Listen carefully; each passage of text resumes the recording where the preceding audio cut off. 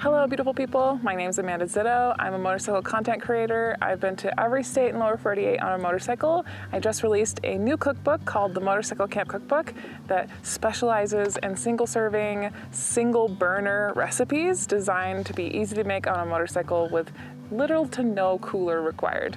Today we're gonna make a recipe out of the book called Lemon Chicken Orzo. So if you get that mid-trip throat tingle where you think, oh my gosh, I'm on the cusp of getting sick, I don't want to be sick in the middle of nowhere. If you can get your hands on fresh ginger and make this recipe, I'm not going to guarantee it, but I'm going to say that it's going to put you over the edge of being healthy again and less on the edge of getting sick. We're going to start with a super basic sofrito, which is essentially just mixing aromatics and an onion together in the bottom of the pan to kind of create a base that we're going to make our soup around. So I have a shallot, a carrot, and a celery stick. Shallots I really enjoy because it's way easier than carrying a whole onion. Also, shallots don't make me cry, and onions do, so.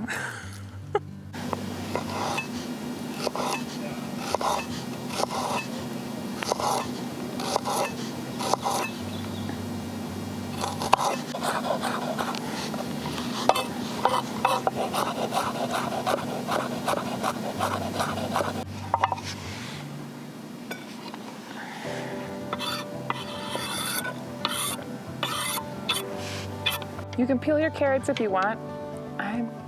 It's a whole lot of extra effort, so I just make sure I rinse them good.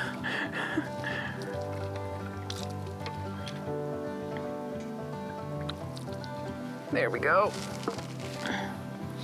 Make sure that all the dirt's gone. There we go. All right. The finer that you can chop your ingredients for cooking on a single burner stove, the more fuel efficient you're gonna make your food. So we're gonna chop these carrots into some pretty small pieces, but if you prefer larger chunks of carrots, do as you please.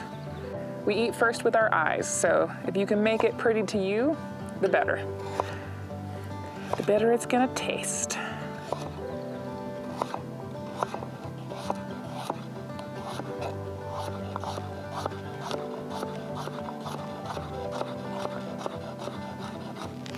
I like to cut them into quarters so you can still tell what they look like.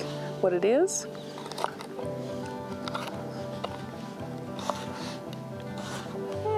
That's about right. Here's a mess.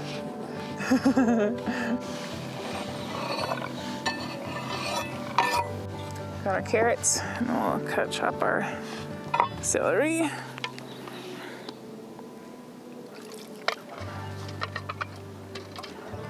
Celery and leek tend to collect dirt around the root, around the base of the plant.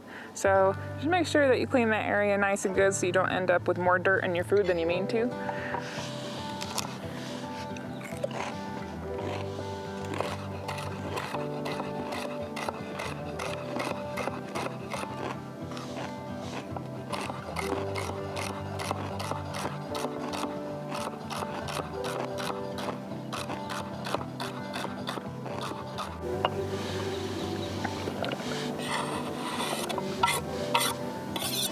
We've got our super simple sofrito all chopped up. We're gonna add a little bit of olive oil to this, a healthy amount.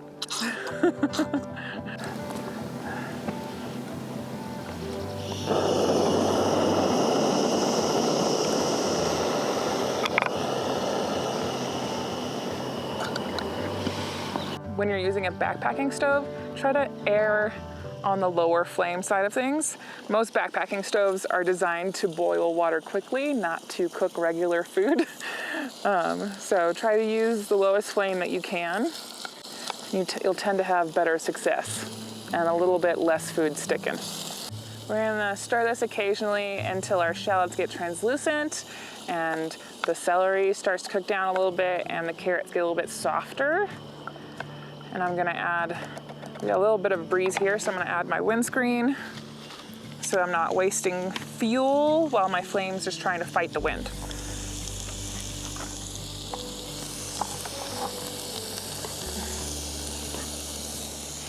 It's also gonna do the job of redirecting a lot of the residual heat that you would lose across the bottom back into the pot so we have even heat around the bottom.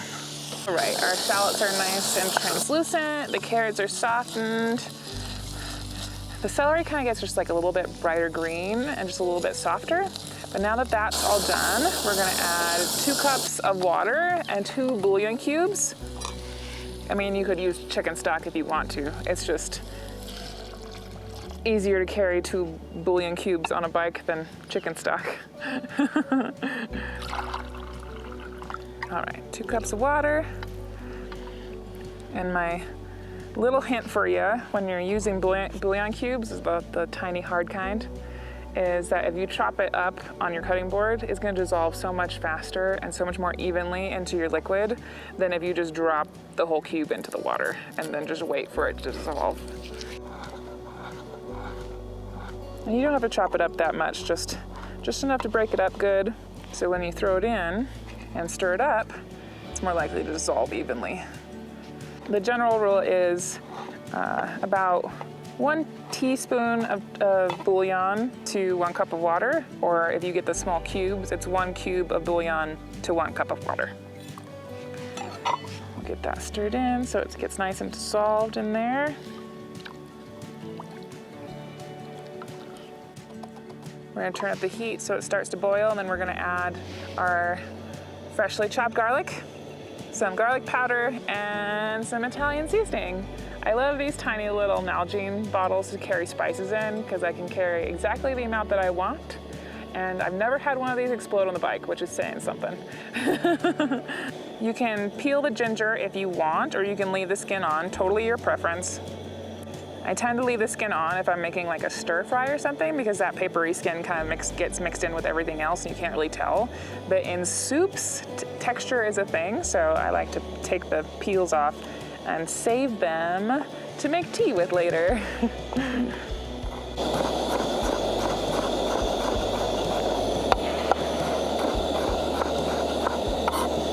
You can judge the amount of ginger you want based on your own personal taste. I go for about a tablespoon, but you can adjust based on how you like it. I'm gonna add that in. Add a little bit of garlic powder. Fresh garlic is always better, but powder works in a pinch. I'm gonna throw in a little bit of Italian seasoning, which is really just oregano and basil. That's optional. You don't have to do that if you don't want to. The ginger is important though. Get that all stirred together. Bring this all to a boil. While you're waiting for the liquid to boil, you can drain your canned chicken. I like getting chicken that is canned in water and no salt if you can find it, because you're already adding a lot of sodium with the chicken bouillon. There we go. Yummy. Okay, we've drained our chicken. We're gonna break up into chunks with a fork.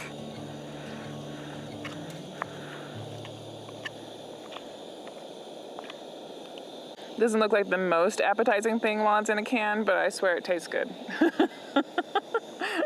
All right, now that our soup is boiling, we're gonna lower the heat just a little bit.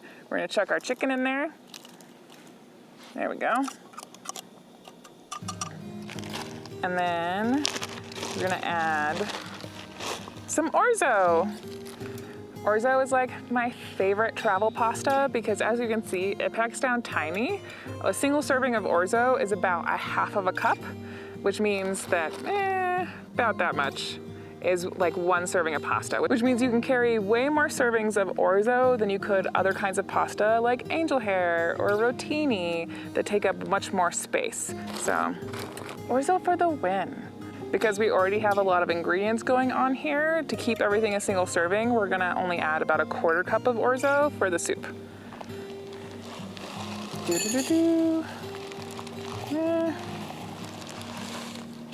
There we go. We're gonna get that all nice and mixed together. We're gonna give our broth a taste to see if we need just a little bit more salt now that all the ingredients are in there.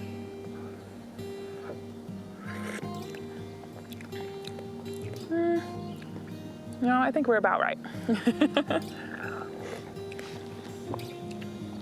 All right, we're gonna let all of this simmer together so everything can take on those flavors until the orzo pasta is cooked through, which should be around 10 minutes, give or take.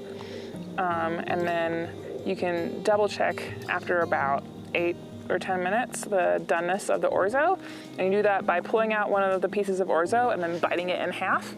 And if there is a little bit of white starch in the center, then it's al dente. If you bite into it and it's crunchy, it is not done yet. But if you bite into it and it's a little bit chewy, that means it's good. Leave it be, take it off the heat, it's done. All right, it's been simmering away here for a little while. We're gonna check and see if our orzo is done.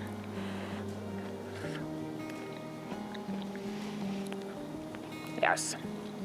And then we're gonna check a carrot, because carrots also take a decent amount of time to get nice and soft. Excellent. I'm looking for like bite tender, but not fall aparty. I mean, if you want to cook it that long, that's your prerogative. But as long as it tastes good and the pasta is done and the carrots are soft enough to your liking, we're golden. We're gonna take it off the heat and we're gonna add lemon. If you're somebody who travels with a microplane, more power to you. You can grate the skin off of the lemon into a soup. It's gonna taste delicious. I don't have space for a microplane, so I'm just gonna cut the lemon in half and squeeze the juice in. And then when you cut the lemon in half, if you can spot the seeds, if you cut those out, you're gonna save yourself some time picking those seeds out of your soup later. Yep, okay, good. Excellent. So we're gonna squeeze about half of the lemon worth of juice into our soup. And make sure catch the seeds before they drop in.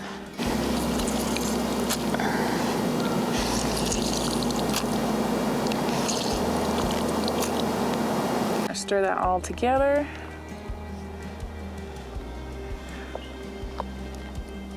And then you can give your broth a taste to make sure that it still has the amount of saltiness that you want it to.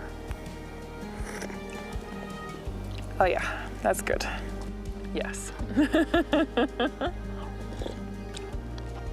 That is gonna kick the butt out of any kind of mid-trip throat tickle that you're gonna get.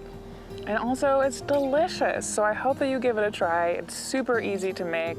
You can get the ingredients for this at most grocery stores in the middle of nowhere. Thank you guys so much for watching, and I'll see you later.